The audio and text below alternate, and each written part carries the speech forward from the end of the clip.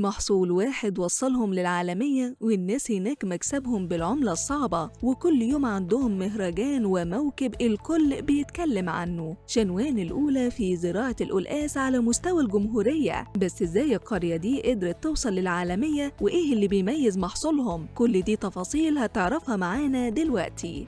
قرية ناس كتير يمكن ما تكونش سمعت عنها، من بعيد تحس إنها زي أي قرية في مصر، بيوت بسيطة، أراضي خضرة، فلاحين صاحيين بدري. بس في الحقيقة دي مش قرية عادية خالص، دي مملكة القلقاس في مصر. شنوان الحكاية بدأت مع القرية دي من أكتر من 200 سنة، من جدود الجدود، لما الأهالي هناك قرروا يتخصصوا في زراعة القلقاس، لدرجة إنك لو دخلت أي بيت في شنوان مستحيل ما تلاقيش حد بيزرع القلقاس. ده بقى جزء من روح المكان. الناس هناك ما بتتكلمش عن الفدان والأرض بس، لا، بيتكلموا عن سمعة البلد والمنتج اللي بيمثلنا قدام العالم. محافظة المنوفية كلها بتزرع قلقاس حوالي 3500 فدان، شنوان لوحدها فيها حوالي 930 فدان. يعني القرية الصغيرة دي ماسكة نص السوق تقريبا، وبتنتج أكتر من 60% من قلقاس مصر حسب أخبار اليوم.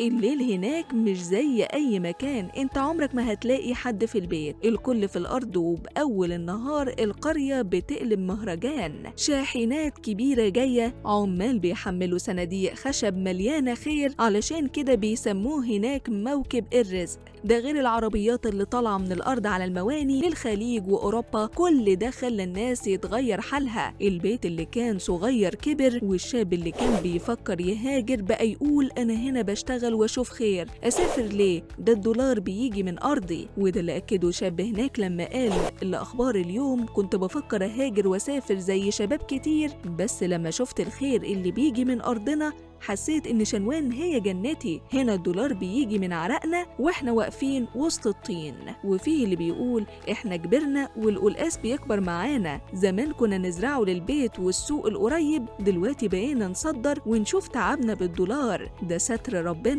ده غير اللي جهز وربى وعلم عياله من القلقاس. حقيقي القلقاس عند الناس دي حياة، مش مجرد محصول والسلام. الحكومة كمان هناك شغالة توعية وإرشاد طول الموسم، ندوات ومحاضرات، مهندسين زراعة واقفين جنب الفلاح خطوة بخطوة. المهندس ناصر أبو طالب وكيل وزارة الزراعة بمحافظة المنوفية قال للوطن إن القرية فيها 930 فدان مزروعين بمحصول القلقاس على مستوى محافظة المنوفية. وقرية شنوان التابعة لمركز شبين الكوم بمحافظة المنوفية الأولى في زراعة محصول القلقاس على مستوى الجمهورية. علشان كده الدولة بتدعم القرية وبتمدها بالأسمدة المدعمة لمحصول القلقاس، وبتصرف 5 شكاير أسمدة لكل فدان مزروع قلقاس. وقال إن القرية من زمان بتصدر المحصول لكتير من الدول بره مصر، علشان كده هي مصدر مهم للعملة الصعبة. شنوان أثبتت إن النجاح مش لازم يكون مصنع كبير ولا مدينة عملاقة،